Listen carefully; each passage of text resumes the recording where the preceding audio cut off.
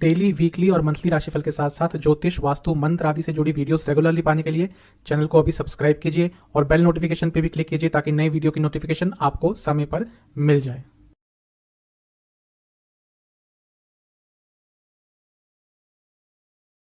ओम गणेशाय नमः। ओम नमः शिवाय। मैं निखिल ज्योतिष आचार्य आप सभी का मेरे चैनल पर पुनः स्वागत करता हूं। आशा करता हूं आप सभी स्वस्थ होंगे। महादेव की कृपा आप सभी पर सदैव बनी रहे।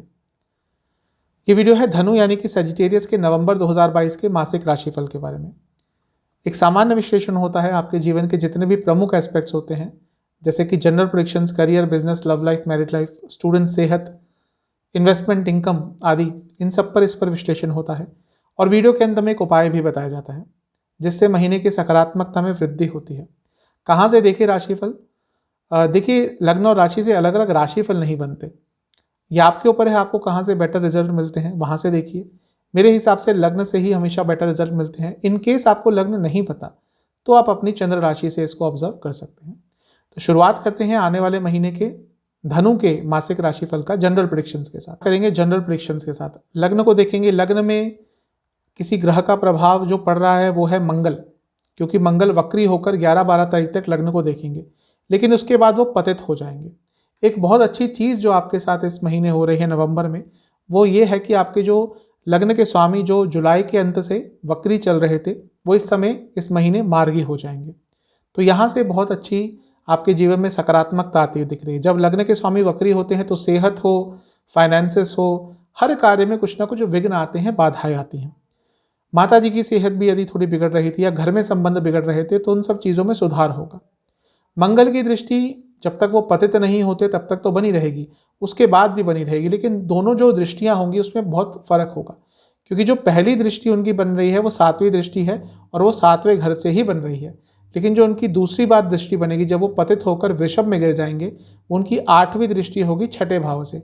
यानी कि 11-12 तारीख के बाद आपके अंदर गुस्सा बहुत रहेगा, फ्रस्ट्रेशन बहुत रहेगा, एंग्जाइटी बहुत रहेगी और ये चीज़ बहुत तंग करने वाली है। कुछ विशेष योगों की बात करते हैं। हंस नाम का महापुरुष योग बना हुआ है, क्योंकि बृहस्पति मार्गी हो जाएंगे तो उसका प्रभाव अच्छा रहेगा। केदार योग बनेगा जो नाभस योग होता है, ये जीवन में स्थिरता लाता है, पैसा लाता है। शनिदेव द्वारा बहुत स्ट्रांग धन योग इस महीने बना रहेगा, क्योंकि वो भी वक्री चल रहे थे तो इस महीने मार्गी हो जाएंगे, तो यहाँ से भी धन आता हुआ दिख रहा है। ये जो महीना है अपनी ऊर्जा पर कंट्रोल कीजिएगा और आध्यात्मिकता की तरफ जाइएगा। बहुत सारी खुशियां इस महीने अवश्य प्राप्त होंगी, लेकिन अपनी खुशियों का ढिंडोरा मत पीटना शुरू कर दीजिएगा, क्योंकि वह लोग जो आपसे जलन का भाव, द्वेष का भाव रखते हैं, उनको आपकी खुशियां पसंद नहीं आएंगी और आपको खुश देखकर वो आपके लिए कुछ नकारात्मक करने का प्रयास करेंगे। आपको अपने ऊपर फोकस करना है और अपने प्रति डेडिकेशन रखना है। ये महीना अपने आप को प्यार करने का है। क्या नहीं करना? ओवर थिंकिंग नहीं करनी, समय का दुरुपयोग नहीं करना और अपने आप को ओवर स्ट्रेस नहीं करना। महीने के शुरुआती 10 दिन अपने रिलेशनशिप्स पर ध्यान दीजिएगा, अपने संबंधों पर ध्यान दीजिएगा। महीने के बीच के 10 दिन वह चीज़ कीजिएगा जो आपको मन से खुश करती है। और महीने के अंतिम 10 दिन यहाँ पे अचानक से यात्राएं दिख रही हैं, आपके पर्सनल लाइफ हो या प्रोफेशनल लाइफ हो, जो थोड़ा सा आपको तंग करेंगी। नेगेटिव नहीं होंगी, लेकिन क्योंकि अचानक से यात्राएं करनी पड़ेंगी, वो आपके जीवन में थोड़े विघ्न उत्पन्न करेगी। करियर की तरफ चलते हैं। 10वें स्थान को देखा जाता है तो 10वें स्थान पर बृहस्पति की दृष्टि रहेगी, मंगल की दृष्टि रहेगी। मंगल की दृष्टि रहेगी 11-12 तारीख तक, फिर वो पतित हो जाएंगे। लेकिन बृहस्पति जी की परस्पर दृष्टि 10वें स्थान पर बनी रहेगी और वो मार्गी हो रहे हैं। यानी कि कार्य क्षेत्र में आपके लिए इस महीने बहुत सारी अपॉर्चुनिटीज आने वाली हैं। एक प्रोफेशनल सेटिस्फैक्शन की जो कमी चल रही थी वो भी थोड़ी बहुत दूर हो सकती है। और इसके साथ ही जो प्रॉब्लम्स आ रही थी कार्य क्षेत्र में, वो रुकावटें हों, उलझने हों, कलीग्स के साथ प्रॉब्लम हो, छोटे छोटे काम अटक जाना हो, उन सब चीज़ों में इस महीने आपको बहुत सुधार देखने को मिलेगा। मंगल क्योंकि वापस अर्थ त्रिकोण में गिर जाएंगे, 2-6-10 अर्थ त्रिकोण होते हैं, तो इस महीने यदि आप एक्स्ट्रा काम करते हैं, अच्छा काम करते हैं, तो उसके लिए आपको फाइनेंशियली भी रिवॉर्डेड किया जाएगा। तो पैसों के हिसाब से, करियर के हिसाब से ये महीना बहुत अच्छा दिख रहा है, रिवॉर्डिंग महीना लग रहा है। यानी कि जो आप मेहनत करेंगे वो फल देगी आपको हर तरह से, वो प्रोफेशनली हो, प्रोफेशनल सेटिस्फैक्शन के हिसाब से हो या फाइनेंशियली हो। इस महीने में आपके कुछ लोगों से वाद विवाद अवश्य हो सकते हैं और वो आपकी गलती नहीं होगी, वो कुछ लोग जानबूझकर आपके साथ ऐसा करेंगे। स्पेशली यदि आप अच्छा कर रहे हैं तो आपको नीचे गिराने के लिए, आपके कार्यों में विघ्न उत्पन्न करने के लिए कुछ लोग जानबूझकर आपको तंग करेंगे। आपको उन लोगों से बचना है। ऊर्जा अच्छी रहेगी, लेकिन इस महीने कंफर्ट जोन में मत जाइएगा। आपको कंफर्ट जोन से निकलकर ही इस महीने काम करना है। अपने जॉब की अंडरस्टैंडिंग बढ़ेगी।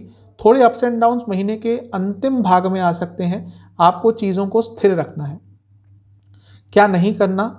ओवर थिंकिंग से बचना है अपने कार्य क्षेत्र में। किसी पर ज़्यादा भरोसा नहीं करना और जल्दबाजी में कुछ नहीं बोलना। कोई भी जजमेंटल कमेंट अपने कार्य क्षेत्र में मत पास कीजिएगा, क्योंकि कार्य क्षेत्र एक प्रोफेशनल जगह होती है, वहाँ पे अनप्रोफेशनल चीज़ों की जगह नहीं होती। तो आपको इस महीने पूरा प्रोफेशनल रहना है। महीने के शुरुआती 10 दिन अच्छे हैं। यहाँ पे भाग्य का साथ मिलेगा, बॉसेस का भी साथ मिलेगा। महीने के बीच के 10 दिन आपकी ऊर्जा बहुत ज़्यादा रहेगी, उस पर कंट्रोल कीजिएगा। महीने के अंतिम 10 दिन धन का लाभ कार्य क्षेत्र से होता हुआ अवश्य दिख रहा है। बिजनेस पे चलते हैं। सप्तम भाव को देखेंगे। मंगल वहाँ पे वक्री होकर बैठेंगे, 30 अक्टूबर को वक्री हो जाएंगे। अब वक्री मंगल जब सप्तम में आते हैं, मैरिड लाइफ अलग चीज़ होती है, वो भी सप्तम से ही देखी जाती है, लेकिन बिजनेस अलग तरह से देखा जाता है। तो जब हम बिजनेस की बात करेंगे तो मंगल यहाँ पे आके अच्छे प्रभाव देंगे, क्योंकि वो पंचम के स्वामी हैं। तो सप्तम से 11वां स्थान है, यानी कि अचानक से लाभ आ सकता है महीने के शुरुआती 10-11 दिनों में। उसके बाद वो पतित हो जाएंगे, लेकिन जाएंगे भी वहाँ पे जो उनका एक प्रिय स्थान है, यानी कि छठा भाव। तो ये महीना बिजनेस के लिए ओवरऑल अच्छा है। सप्तम से 8वें में शनिदेव हैं जो धन स्थान में बैठे हैं और अपनी ही राशि में बैठे हैं। इस महीने बिजनेस में आपको धन लाभ अवश्य होगा।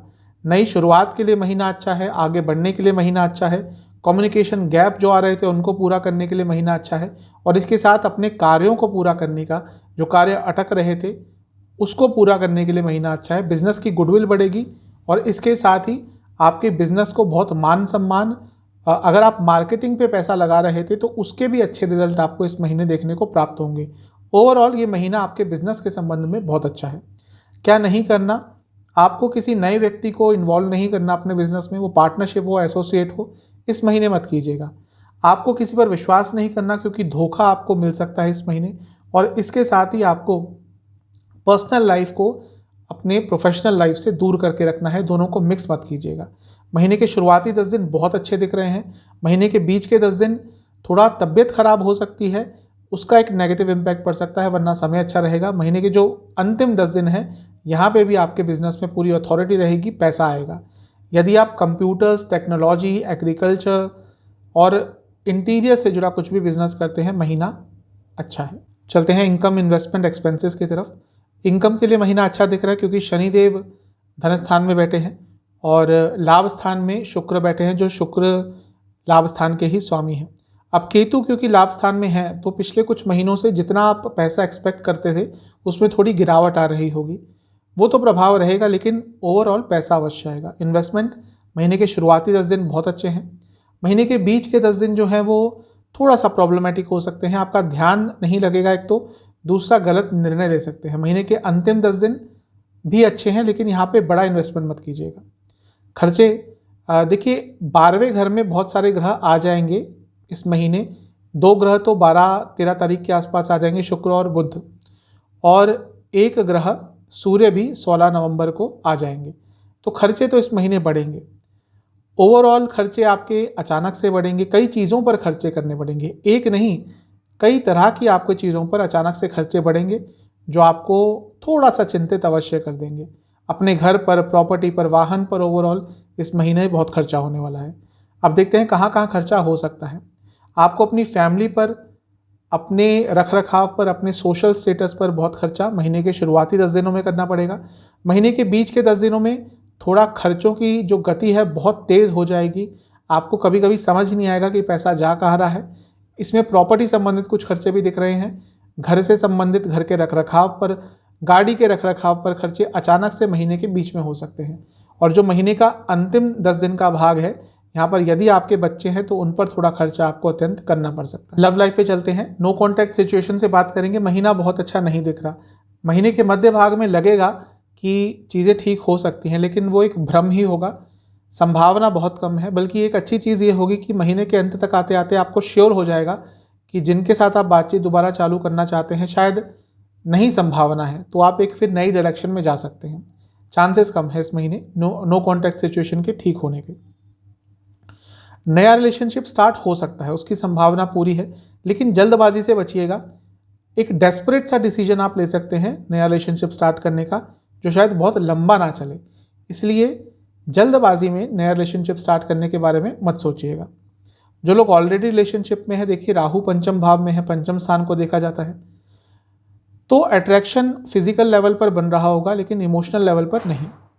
अब मंगल पंचम के स्वामी है, वक्री होकर पतित हो जाएंगे, यानी कि ये जो महीना है 11-12 तारीख के बाद आप दोनों के बीच में बहुत झगड़े होने वाले हैं, छोटी छोटी चीज़ों पर वाद विवाद होंगे। और ऐसा भी हो सकता है कि यदि आप में से किसी की भी एक दशा अंतरदशा बहुत अच्छी नहीं चल रही, केतु की चल रही है, चौथे भाव की चल रही है, एक ऐसे चंद्रमा की चल रही है जो पीड़ित है, तो कहीं ना कहीं ब्रेकअप तक बात पहुंच सकती है। तो 11-12 तारीख के बाद आपको बहुत धैर्य धरना है। ये जो महीना है ये आपको एक दूसरे को समझना है, आपको टाइम देना है, आपको गुस्सा नहीं दिखाना, आपको साहस के साथ साथ थोड़ा धैर्य भी दिखाना है। साहस और गुस्से में बहुत फ़र्क होता है। साहस दिखाना पड़ेगा, क्योंकि अगर रिलेशनशिप स्टेबल रखना है साहस दिखाना पड़ेगा, गुस्से से बचिएगा। आपको थोड़ा पॉजिटिवनेस अपने बातों में लानी पड़ेगी। जब आप अपने पार्टनर से बात करें तो उनको लगना चाहिए कि हाँ आप उनके हितैषी हैं, आप उनके दुश्मन नहीं हैं। इस चीज़ पर ध्यान दीजिएगा, विद्रोह मत कीजिएगा, विद्रोही बातें मत कीजिएगा। एक ही चीज़ कहूँगा कि यदि आप चाहते हैं सच में कि रिलेशनशिप अच्छा चले तो इस महीने बहुत मेहनत करनी पड़ेगी, तैयार हो जाइएगा। महीने के शुरुआती 10 दिन प्लानिंग कीजिएगा कि यदि प्रॉब्लम्स आती हैं तो कैसे ठीक करेंगे। महीने के बीच के 10 दिन थोड़ा अपने ऊपर भी ध्यान दीजिएगा। महीने के अंतिम 10 दिन बहुत पेशेंस के साथ आपको काम करना पड़ेगा अपने रिलेशनशिप को बचाने के लिए। मैरिड लाइफ पे चलते हैं। मैरिड लाइफ के लिए जो महीने के शुरुआती 10-12 दिन हैं ये थोड़े प्रॉब्लमेटिक रहेंगे, उसके बाद चीज़ें ठीक हो जाएंगी। कारण ये है कि वहाँ उस समय तक 10-12 दिन तक महीने के शुरुआत के मंगल वक्री होकर सप्तम में बैठेंगे, तो यहाँ पे चीज़ें स्थिर नहीं रहेंगी।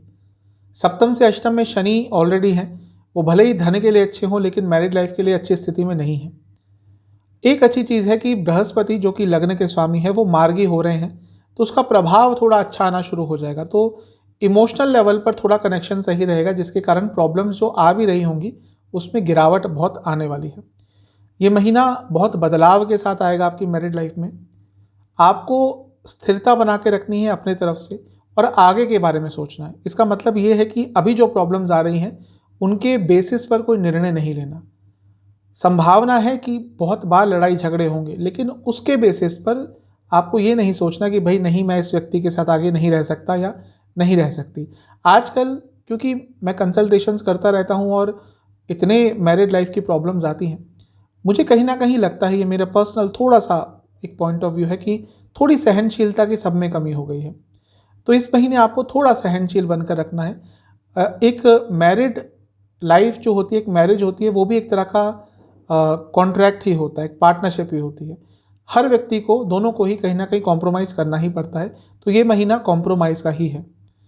थोड़ी सी शुभता तभी आएगी जब आप प्रयास करेंगे और आपकी तरफ से एफर्ट्स डाले जाएंगे। क्या नहीं करना, टेक्नोलॉजी का बहुत उपयोग नहीं करना, थोड़ा समय एक दूसरे को दीजिएगा जहाँ पर एक ह्यूमन इंटरेक्शन हो पाए। आपको अपनी इंटेंसिटी पर कंट्रोल करना है, वो नहीं कर पाए तो प्रॉब्लम होगी। और इसके साथ ही आप यदि अपने लाइफ पार्टनर की सेंसिटिव पॉइंट्स को नहीं समझ पाए तो भी इस महीने प्रॉब्लम होगी। महीने के जो शुरुआती 10 दिन है यहाँ पे नहीं कहना सीख लीजिए, हर बात पे हाँ कहेंगे तो भी प्रॉब्लम होगी। महीने के जो बीच के 10 दिन है यहाँ पे कुछ नया कीजिएगा। महीने के जो अंतिम 10 दिन है यहाँ पे कोई बड़ा निर्णय लेने से अपने आप को दूर रखिए। स्टूडेंट्स की तरफ चलते हैं। सबसे पहले एग्जाम्स की बात करेंगे। महीने के शुरुआती 10 दिन बहुत अच्छे हैं, एग्जाम्स अच्छा ही आपका जाएगा। महीने के बीच के 10 दिन ओवर थिंकिंग और ओवर प्रिपरेशन, एक चीज़ होती है प्रिपरेशन, एक होती है ओवर प्रिपरेशन, जहाँ पे आप इतना अपने आप को इन्वॉल्व कर लेते हैं कि आप एग्जॉस्टेड हो जाते हैं। वो चीज़ एक दिख रही है जो प्रॉब्लम दे सकती है, वरना तो ठीक है। महीने के अंतिम 10 दिन भाग्य का साथ मिलेगा, तो यहाँ पे कोई एग्ज़ाम आपका है अच्छा करेंगे। पंचम भाव को देखा जाता है, राहु वहाँ पे ऑलरेडी है, तो बाहर जाना चाहते थे देश से स्टडी के लिए, अभी अच्छे योग बने हुए हैं अगले कुछ महीनों तक, तो प्रिपेयर कर सकते हैं। पंचम भाव के स्वामी मंगल हैं, अब वो वक्री रहेंगे 30 अक्टूबर से, तो नवंबर में पूरा वक्री तो रहेंगे ही, वो पतित भी हो रहे हैं। अब ये थोड़ी प्रॉब्लम हो सकती है नॉर्मल स्टूडेंट्स के लिए, यानी कि जो किसी कम्पिटिटिव एग्जाम्स की तैयारी नहीं कर रहे हैं, उनका ध्यान बहुत भटकेगा। लेकिन आप किसी एग्ज़ाम की तैयारी कर रहे हैं, कम्पिटिटिव एग्जाम की तैयारी कर रहे हैं, उनके लिए पूरा महीना बहुत अच्छा है। देखिए हर चीज़ अलग अलग तरह से देखी जाती है। क्योंकि मंगल कॉम्पिटिटिव एग्जाम के कारक है और वो छठे भाव में आ जाएंगे वापस, तो ये महीना कॉम्पिटिटिव एग्जाम्स के लिए ओवरऑल धनु लग्न के जातकों के लिए बहुत अच्छा है। इस महीने भाग्य का साथ मिलेगा, हर चीज़ पर कंट्रोल मत कीजिएगा, माइंड को प्यूरिफाई रखिएगा और अचानक से कोई बड़ा निर्णय लेने से आपको बचना है। आपको बहुत सारे चेंजेस लाने से अपने आप को बचाना है, क्योंकि मन बहुत करेगा ये भी बदल दूं वो भी बदल दूं, इस चीज़ से बचना है। महीने के शुरुआती 10 दिन अपनी सेहत का ध्यान दीजिएगा। महीने के बीच के 10 दिन किसी भी नई शुरुआत को अवॉइड कीजिएगा। महीने के जो अंतिम 10 दिन हैं यहाँ पर कुछ बहुत सकारात्मक आपके जीवन में स्टडी लाइफ में हो सकता है। सेहत की बात करते हैं। देखिए, बृहस्पति जो लग्न के स्वामी है वक्री चल रहे हैं और मंगल भी वक्री होकर लग्न को देखेंगे और वो पतित हो जाएंगे, उसके बाद भी लग्न को देखेंगे। तो महीना सेहत के हिसाब से तो बहुत अच्छा नहीं है। डाइजेस्टिव डिसऑर्डर्स, पेट के रोग, लिवर के रोग, चेस्ट संबंधित रोग, हाई बीपी, ये सब ओवरऑल बहुत तंग करेगा। और क्या क्या तंग करेगा? महीने के शुरुआती 10 दिन में एंग्जाइटी की प्रॉब्लम, शोल्डर की प्रॉब्लम, जोड़ों के रोग, जोड़ों में दर्द, ये सब बहुत तंग करेगा। महीने के बीच के 10 दिन नसों के रोग, उल्टा सीधा खाना खाने के कारण प्रॉब्लम, और इम्यूनिटी यदि कम है तो कोई इन्फेक्शन पकड़ सकता है। दिनचर्या यानी कि लाइफस्टाइल डिसऑर्डर्स बहुत तंग करेंगे। महीने के अंतिम 10 दिन दोबारा खाने पीने के कारण ही प्रॉब्लम दिख रही है। इस महीने खाने पीने पर बहुत ध्यान दीजिएगा। बाहर का खाना, हैवी खाना जितना अवॉइड कर सकते हैं अवॉइड कीजिएगा। इसके साथ ही वायु रोग, कॉन्स्टिपेशन आदि भी आपको महीने के अंत में बहुत तंग कर सकती है। आपके लिए उपाय यह है कि आपको किसी भी शिव मंदिर में जाकर केसर, हल्दी और चने की दाल का दान करना है। यदि केसर नहीं कर सकते, थोड़ा सा महंगा आता है तो अवॉइड कर सकते हैं, लेकिन चने की दाल और हल्दी का दान अवश्य करके आइएगा। और इसके साथ ही उसी मंदिर में बैठकर शिव चालीसा का 11 बार पाठ करके थोड़ी दक्षिणा भी दे के आइएगा। ये उपाय कर लीजिएगा, आपके लिए अच्छा ही रहेगा। चैनल पे नए हैं, सब्सक्राइब कीजिए, वीडियो को लाइक कीजिए। मिलता हूँ अगली वीडियो में, तब तक के लिए ओम नमः शिवाय।